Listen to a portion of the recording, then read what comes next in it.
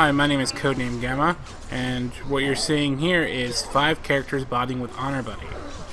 In our upper left we have our warrior, and he's going to become our tank. In our upper right we have our priest, who's right now going for shadow spec. It's going to eventually become our healer. Lower left we have our hunter, that's going to be one of our DPS. Lower mid we have our mage. He's going to go arcane spec, and then finally we have our shaman. Our shaman's going to go elemental, and that's going to round out our DPS group.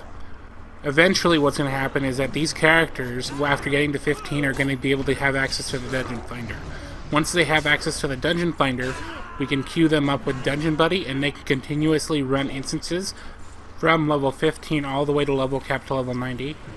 If you don't know how to set up Honorbuddy or set up your character to quest, there is a video tutorial, and you can get to that by clicking the Honorbuddy logo in the center of your screen, or check the video comments for a link to that video.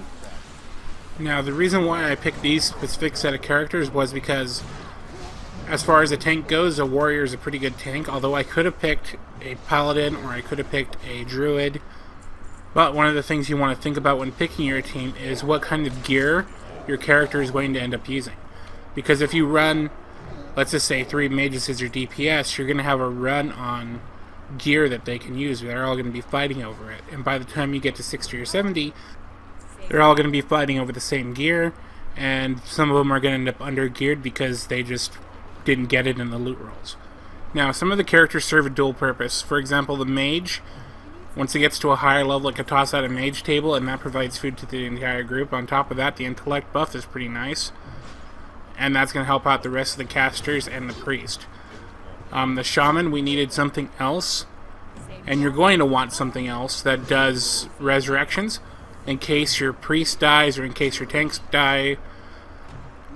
You have something else that can cast resurrect, and you can bring those characters back to life without them having to all exit the dungeon and start all over. So that's why I picked the shaman, but pretty much any class that has a resurrection spell can work. If you want to have another priest as DPS, that would work as well. You could also do a paladin or a druid. It doesn't matter as long as it has resurrect. It's a good idea to have, like I said, 2 characters that can resurrect your tank or your healer in case those die off. That way the bot isn't wasting time on recovering and running back into the instance and all that kind of stuff. Now, as far as the hunter, the reason why I picked the hunter was because of the gear requirement. They use leather and agility, so